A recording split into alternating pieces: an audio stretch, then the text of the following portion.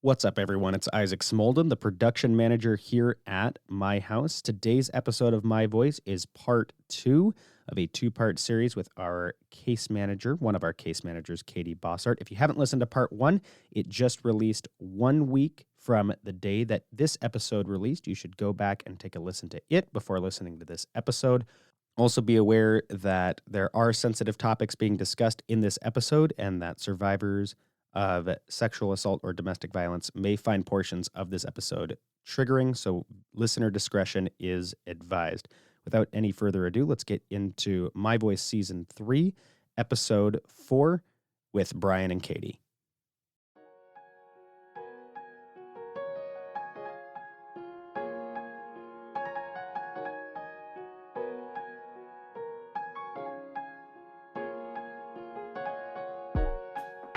My Voice provides those with lived experience in homelessness, addiction, mental and behavioral health struggles, and domestic violence with a platform to tell their story in their words.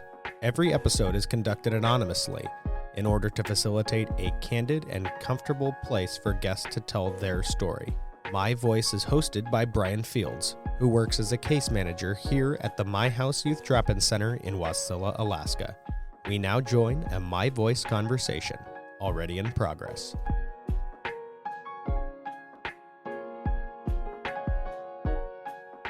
Okay, so 23, we're on our own. You're probably reeling at this point, I can imagine, getting divorced. So how did you find the courage to, because this is a point at a lot of people's lives where they could just be like, I'm done, I give up, right? I know that I've faced moments like this and I'm like, I'm just going to go turn to drugs because it's a lot easier, right? So how did you keep pushing forward and what did you push forward towards? So shortly after he left, I decided, being a single parent of 3 kids isn't enough work. I'm going to go back to school because I would really like to get a degree and make more money because I have these kids to support and I don't ever want to have to worry about depending on somebody else for anything. Right. So I went and I took all the acupuncture stuff and I enrolled myself in college and I did all of that in one afternoon. Wow. So when you make a decision, we're going. That's it. That's how we do it. Okay. I like it. And my mom said, she agreed to watch the kids while I was at school and while I was working, as long as it was between the hours of not after 5 or 6 at night and not on the weekends. So did you move back to California? No, my parents, we were all in Minnesota. Oh. I moved into my own apartment, but I was still in Minnesota with Gotcha. them. Okay. So she agreed to watch the kids, and about my 2nd or 3rd week in school, I found a job at Best Buy. They agreed to work around my school schedule. Wow. So I was working I was going to school from 8 to noon and then working from 12:30 to 5 and then going home and getting the kids and, doing the dinner and bath time and bedtime and then doing homework. Holy cow. And so, bravo. And then about 3 weeks later, my mom found out she had uterine cancer and she was going to have to go through treatment and not be able to watch the kids. So I had to find daycare. Yeah. Well, the daycare obviously has a little bit more limiting hours than my mother. So my work started giving me a hard time. I was barely getting to school on time because it was 45 miles away and your plate is overflowing. Yeah. There's no room for anything daycare opened else. at 7 and she was kind enough to let me come 5 to 10 minutes early, so I'm trying to get 45 miles in the snow sometimes in an hour. I made it through that first semester and my mom's like, okay, I think I'm feeling good. I think I can watch the kids again. But I met my deductible with my insurance already, so I'm going to have a mammogram. Yeah. Do you see where this is going? Yeah. Yeah. So she found out she had breast cancer. Oh, my goodness. But I always say at least they caught it really early because she met her deductible, so she decided to have it done. Mm-hmm. So she definitely could not watch the kids. Yeah. One of the few breaking points I had in my life was the day the PlayStation 2 came out. My son also threw up on the way out the door. Mm. And that was the first time I was ever written up on a job, was because my son threw up on the way out the door, couldn't take him to daycare, so I had to call in. And it was a big day because the PlayStation 2 was coming out. People are lining out the door. Yep. And I was not there. Oh, no. Okay. So again, we're reeling still. I was like getting hopeful because it looked like we were starting to go upwards, Right? and then you hit a wall again, but you're still moving forward. So like, I am. Yeah. bravo for that. Like, shout out to the single moms out there trying to do all of the things. I can't imagine how hard that is. Yeah. I'm glad I had kids young. I think if I had had to do that at this age, I probably wouldn't have made it. That's fair. That's fair. So mom is super sick. Is dad still with mom? Yep, he is. And he gets kind of emotional about her, worrying something's going to happen to her despite his crazy and the way he shows affection. But she only had to do radiation and everything looked like it was going pretty good. About the end of that semester, my car broke down and my mom started dropping me off at the school while she was going to radiation. So that semester was a little bit tough too. But, yeah. And you're still working? Yeah, and I'm still working. I did, after they wrote me up at Best Buy, I decided I would start looking for a job closer to home and started working at the Subway that they built in our town because our town didn't have one before. That was a little bit less stressful because they really liked me. And I mean, I work hard. You can't control when kids get sick. Right. So, yes, employers, please hear that. It's hard sometimes. We're trying. Especially if you don't have family that's willing to watch them. I mean, daycare will not take them if they are sick. Yeah. So. Absolutely. I was also, though, because I'm working and watching the kids and going to school, and I started taking up online video games because I had so much free time. Yeah. How do you even? Yeah. Okay. I don't know. Yeah. I don't know how I had any free time. Yeah. I think I slept very little. Yeah. And I don't recommend it, but okay. I talked to people all over the place, but there was only a couple I ever talked to on the phone. And that is where I met my husband. Really? Yes. Online video games wow. on the PlayStation 2. That you had to plug in to dial up, of course, that's so cool. I bet you that's like you're like his dream woman at that point. It was certainly a dream. Okay, so what was that like? I really was not. I kind of had sworn off men, especially since I'd talked to a few online and they were a little bit weird. But he was pretty persistent. Okay. And I'm so glad he was, because it was, and oddly enough, despite everything and the hurt that the church caused me, I've still been religious. And that was one of the things that I loved about him, was his passion for God. So that was where I finally decided, okay, I guess I'll give him a chance. Oh, man. Around the time, I think in March, because it was still snowing and there was a huge snowstorm, and I was driving this 1986 Dodge minivan to the 3 hours to the airport to pick him up. Yeah. Where did he live at the time? Alaska. Oh, my goodness. Yeah. I was in Minnesota and he was in Alaska. So he flew there because, I had 3 kids to travel with. And we met and he stayed there for about a week, and then he flew home, and I was really sad. Then that was about March. And then in June, he decided he'd come back around his birthday to visit. So he's going to fly out for another week, but he flew out and then he didn't go back. Oh, he moved. He moved. We were going to get married in July because, we met. Whoa, hold on. Didn't you just meet a few months ago? Well, I mean, in person, yeah. Okay. Yeah. How long had you guys known each other the entire time? I couldn't say for sure. He swears it's longer than what I remember because I was, trying to avoid him. Yeah. So I remember at least since that January, which would have been probably, 2007, before my daughter was a year and a half old, I think. Mm-hmm. And did he have any kids? No. And so he was like, wow, that's a brave man to step. No, I'm just saying, it takes a lot to step into the role of, hey, I'm going to be the father figure for these kids. And two, yeah. And so how was it like for you to let down those walls? And was it hard? I'll say that that May, I think Mother's Day's in May, right? Yeah. That was the first Mother's Day I got anything for Mother's Day. Oh. And he wasn't even there, but he sent me flowers. Yeah. And I cried, of course, because I was so surprised. And my dad said, well, you're not his mother, because he didn't ever get my mom Mother's Day presents. I was like...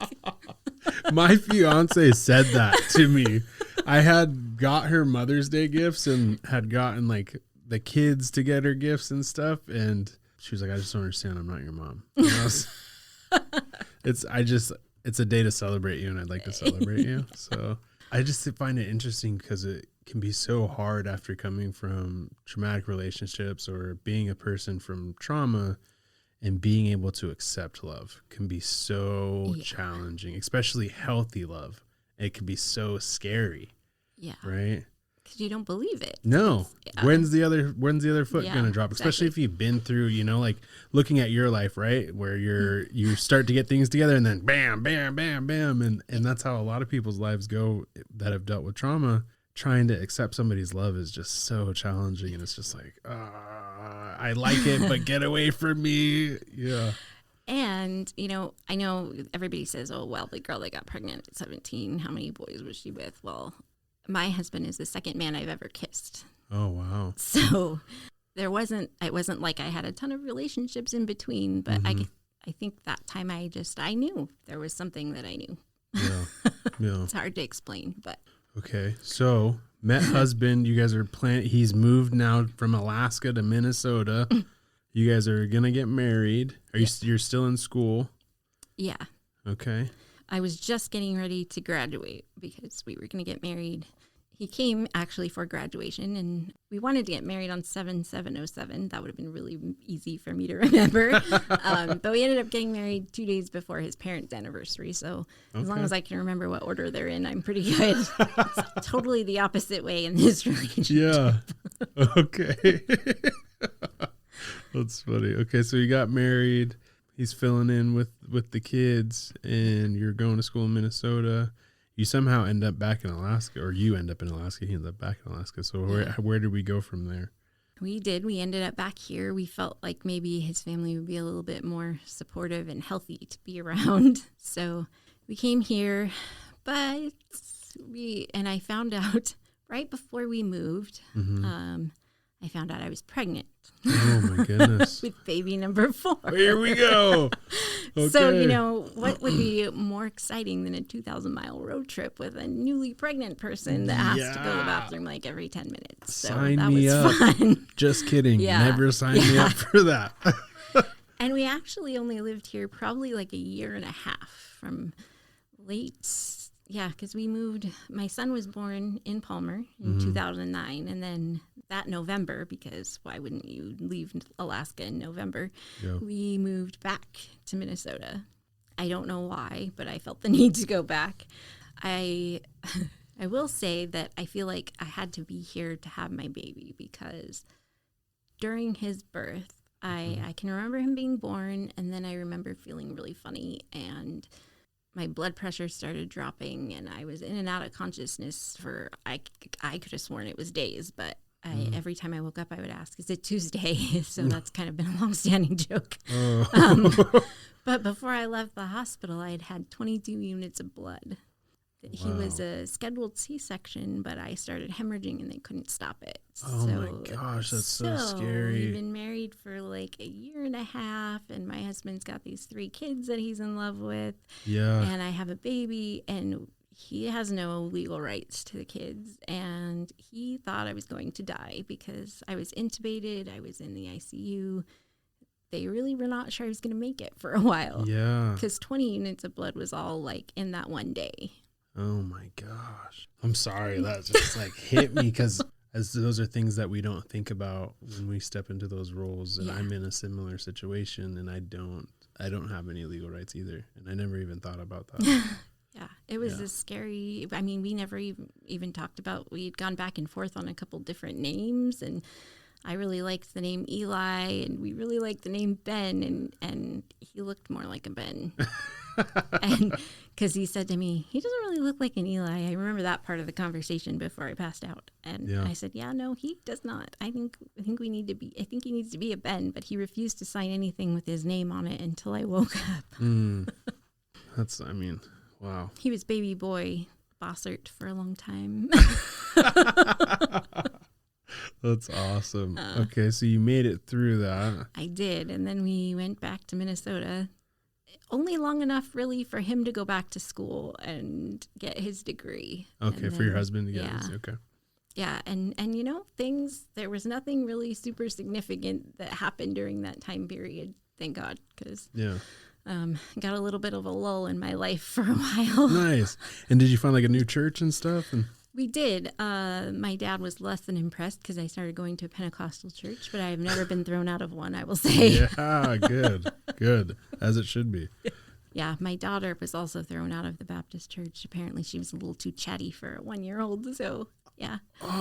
Nothing against Baptists. Yeah, Just, nothing. you know, Yep, I'm not No. even gonna go into that because I'll just go off. But yeah, okay. Yeah, so we started attending Pentecostal or Assembly of God churches. Yeah. And, yeah, that's kind of where we found our home. But Okay. we decided to move back to Alaska, where his family was. And we stayed with them for a little while until we found our own place. But then he decided he would start his own IT company. So that's been an adventure. A lot of times it was volunteer time, and because he has such a passion for nonprofits, Yeah. which is how I ended up here. Yeah, I mean, he works for like every nonprofit I know. Like, yeah, we'll call him. I'm like, what? Okay. Yeah.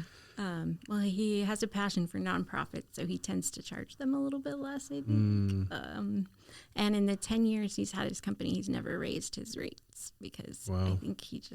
Are we doing a plug right now? If he could, he would volunteer, I think.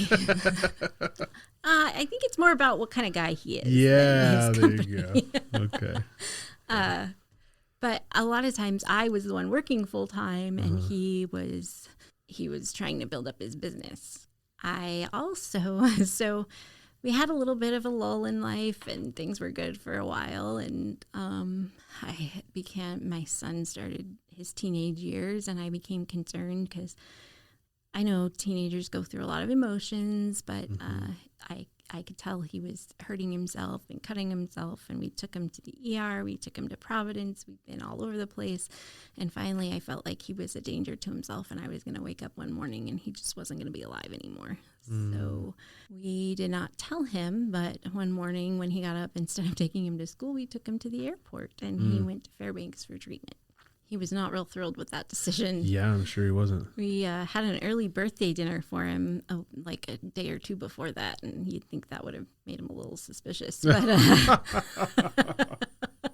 This is awesome. yeah, he spent that birthday and Thanksgiving and in treatment, and a few months from then he was getting ready to come home, and I was so excited because it was really hard. The first 2 days he was gone, I probably laid in bed and just cried, but he was getting ready to come home, and my daughter came to me and said, "Mom, I'm really worried about my brother coming home." And I said, "Well, why are you worried about him coming home?" And he had assaulted her. And I tell you, I would rather go through anything else in my life than to have one of my kids go through that. Yeah. But then to have my child go through that and my other child be the perpetrator. And so that first we discussed, do you know what the word rape means? What happened? We talked about it. And I called the troopers. Oh my gosh. And reported it. That's a gut shot for anybody listening, because I couldn't imagine being in a situation trying to protect both children. Yeah. And one of them being severely in the wrong. Yeah. Right. So how did you manage that? I think I was very emotionally closed off for several years in between that period, because there's a lot of things that I feel like I don't remember or don't remember accurately, but I don't know how I would have made it through it without doing that, because it was a hard time. And we took my daughter into the children's place. She gave her interview, but then they wanted to do a glass warrant with my son and try to get him to confess. So they had me had that conversation with him. Oh my gosh, that's so, okay. It was not the best time of my life. I can imagine. So he never really did admit it to me, but eventually he did admit to it. He ended up flying back here and staying at the Matthew Youth Facility for a little while, into another treatment program, and he was in a couple treatment programs. Yeah. He was arrested a couple more times because he, had to push some boundaries and limits and try a few things out. But I know a lot of people think that you can't recover, or that somebody that has sexually assaulted someone cannot recover. And maybe it's different when they're a little bit younger because it's easier to change your habits. I don't know. But I do know that the first sign of trouble, we found him help. We didn't cover it up. It wasn't an option to just not say anything. Yeah, absolutely. The amount of resources, I talk about this all the time because it's hard, because it's a crime that all of us is like, it's an ick, right? We're like, I don't want to deal with that. You're disgusting. You're all of these things. We say these hurtful things about people that have those charges, and we don't have a lot of resources for them to rehabilitate. And it might be different for youth. I'm not sure. I haven't really looked into that portion of it, but thank you for saying that, because there are people that, as much as we don't agree with the crime, right, or, what they did, you can hate the sin and love the person still. Absolutely. Right. And nothing will teach you that more than being their mother. Yeah, absolutely. Yeah, no kidding.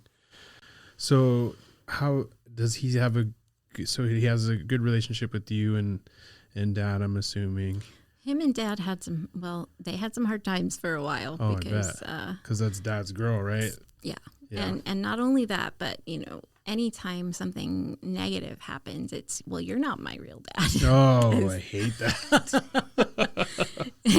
Yeah, exactly. So actually, my husband went to therapy for a little while just to try, and because he thought it was him. He thought he was the one causing the issues and the conflict. And so he went to try and process and do better, but it was not him. And I think it was good for him because he needed somebody else to help him work through that. Yeah. I clearly could not do it because I was just kind of surviving at the time. Right. Yeah. The time came, though, that he was going to be released, and he was almost 18. They didn't really have a place or a plan for him. So that was probably... Are they allowed to re-enter the home if the... It kind of depends on the circumstances and whether or not they're a probation officer, and there was a lot of factors, and they did not really want him coming back into the home. And we weren't really sure what we were going to do with them, and it was causing a lot of conflict and a lot of fighting, and it was not something that I was interested in engaging in. So I moved out.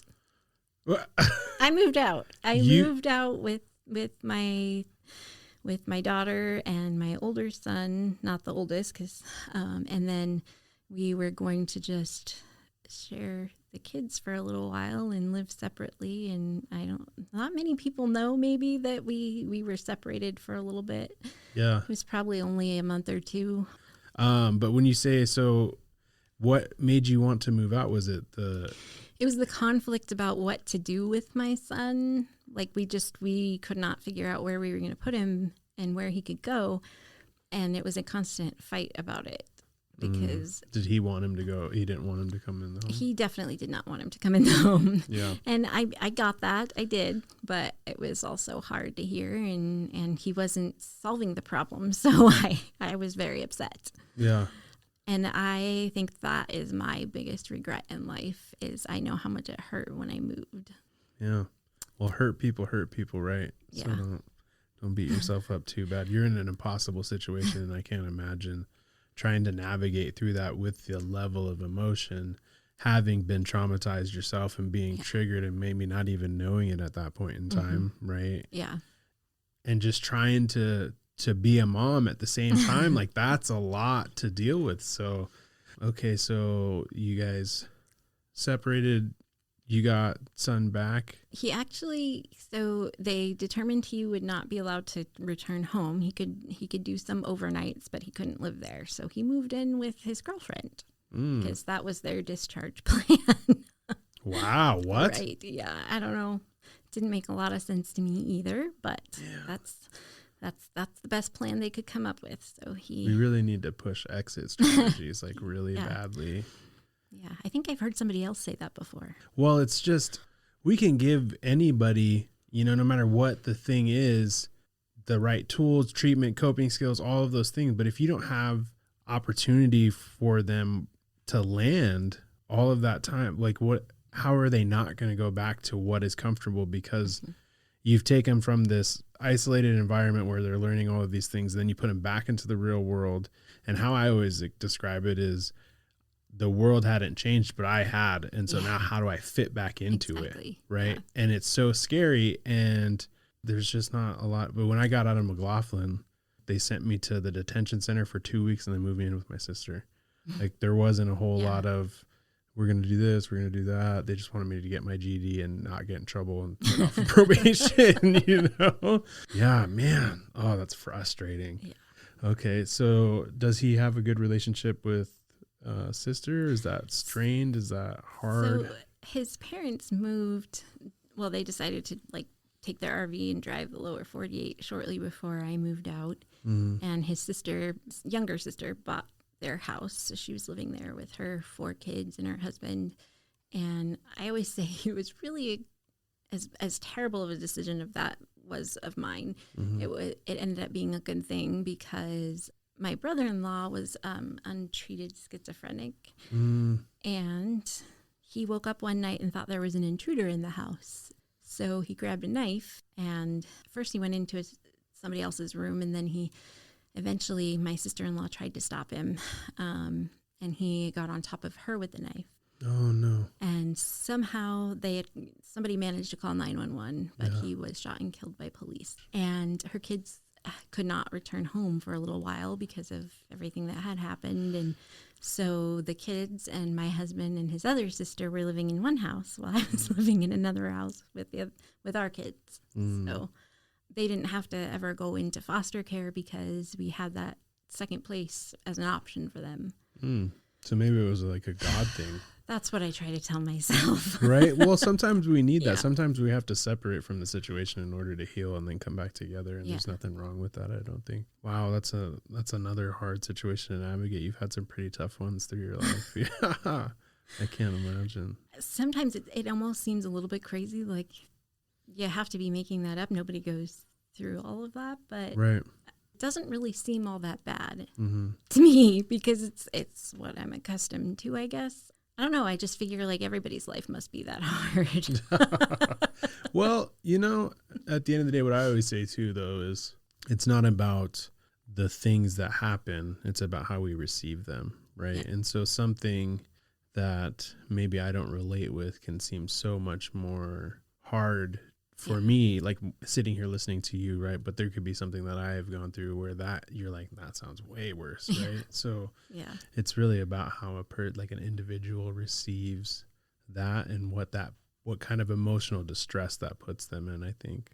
Okay, so you guys are separated. You're going through some more family grief. Are you and husband starting to think about reconnecting, or is it still pretty much, or did the loss of this maybe give you an opportunity to say, hey? Yeah, I think that's kind of where it ended up eventually. I mean, the day it happened, it was a very long day, and he had to be the one to tell his sister that he didn't survive, and it was a tough day for him, I know. And I remember the end of that day because even though we were having our problems, I wanted to be there for him, and he was so hurting, and it still breaks my heart. So but everybody made it through that. His parents came back so that they could help with the kids, and she had a long recovery after that because she was also struck in the knee by one of the bullets. So it took her a long time to get back to her normal now. I mean, he kept building up his business, but I was also working, and I was working more and more, and that was affecting our relationship. And looking back, it was definitely not a great place for me to be. We all had, our own company cards. We would travel a lot. There was a lot of drinking. There was a lot of somebody in the company was growing pot in their house and giving it out to other employees. Oh my gosh. And so, and I started having some health issues and some back problems, and and I was going through all kinds of crazy stuff anyway. Like that was probably the worst point in my life, was where it was the pain and the physical issues where I was having trouble making it to work. Mm-hmm. And don't tell my boss, but I was actually fired from that job.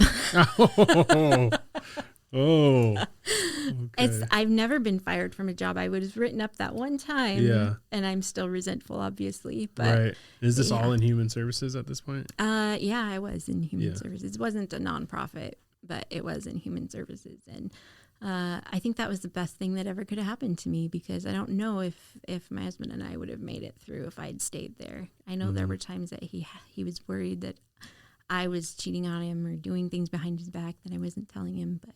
No, he's still the only the second guy I've ever kissed. So Oh, how cute. I'm so thankful they fired me. I don't know if I would have quit. I was making really good money. And then between getting fired and the issues I was having with my health, I was not in a good place. So I started going to counseling, started, trying to work on what kind of treatment could I get that would help me be more physically able to, I felt like, go back to work. Yeah. And pain management basically just wants to give you drugs. So, Right. But I didn't believe I could get better. I didn't believe activity was going to make it better. And I don't know where that turning point was, but that's what led me here. So I am so glad that finally I started getting like ablations in my back, and it started feeling a little bit better. And then I started going to the gym more, and I was like, well, maybe physical activity really does help. Yeah. Who knew? Doctors know what they're talking about sometimes. Yeah. So, but I was really concerned I was not going to be able to maintain a full-time job at first, because I hadn't in a couple of years. I had grandbabies now that I had been playing with for, I could just kind of do whatever I wanted. Yeah. But I started to get kind of bored. So I decided I'd give it a try. Started working for 9-Star. Oh, wow. I didn't know that. So 9-Star was your first job. Back to work after being, Wow. That's so, cool. Okay. So you came back to 9-Star. Yeah. And we quickly stole you. Yeah, I was hesitant because I actually interviewed for 9-Star one time before, where I was still not in that great place after being fired. So I was so glad he didn't hire me, because I would have burned that bridge. Yeah. But Kira had really liked me and wanted me to come on to my house for a while. And I was like, well, if something goes wrong, I don't want to ruin that relationship my husband has with you guys. So I didn't want to do it. Yeah. Until I'd worked in the building for a little while. I could feel us out, suss us out. And once I knew I could handle working and saw all of the wonderful things that happen here, I had to be part of it. That's so awesome. Yeah, I always get worried that we're going to scare people off, because we're very high drive, high go, chaos. I may have referred to you guys as a cult a couple times. Oh, man. It's so weird to be the one not my house employee in the office. So I do have a lot of compassion for the 9-Star employees that work here. But yeah, because I can see how you could, that misconception, it could be called family, but that's what it is, though. Like, I've never worked at a place here. There's a very family oriented environment where it's just like, I don't know, it gels and it works together, right? And everybody is kind of like, they're just they're not. Yeah. So, but not a cult. Not a cult. No, we are not a cult. I swear. Any future client or client right now, I promise you, we're not a cult. Cool. So awesome. Thank you so much for sharing your story with us. And I just have to say again how incredible you are, and to go through all of that, and then to come out on the other side and get your degree, and you're in school right now, right? Yeah, because I stopped having as many health issues and decided, well, not only can I work full time, but I'm going to try and get my master's degree. So let's go to school full time too. Yeah. You've shown that you've been able to trudge the road before, so I have complete faith in you that you can do it. My last question for you is, what would you tell anybody listening today about dealing with grief and trauma and like navigating through life with that? That you don't deserve that. You're not dealing with it because you deserve it or because you did something wrong. Yeah. Maybe you're dealing with it because you're going to be the one on the other side of the microphone or the other side of the desk that helps somebody else get through it. Thank you for listening to today's episode of My Voice. For local services here at my house, please call 373-4357. That's 373-HELP.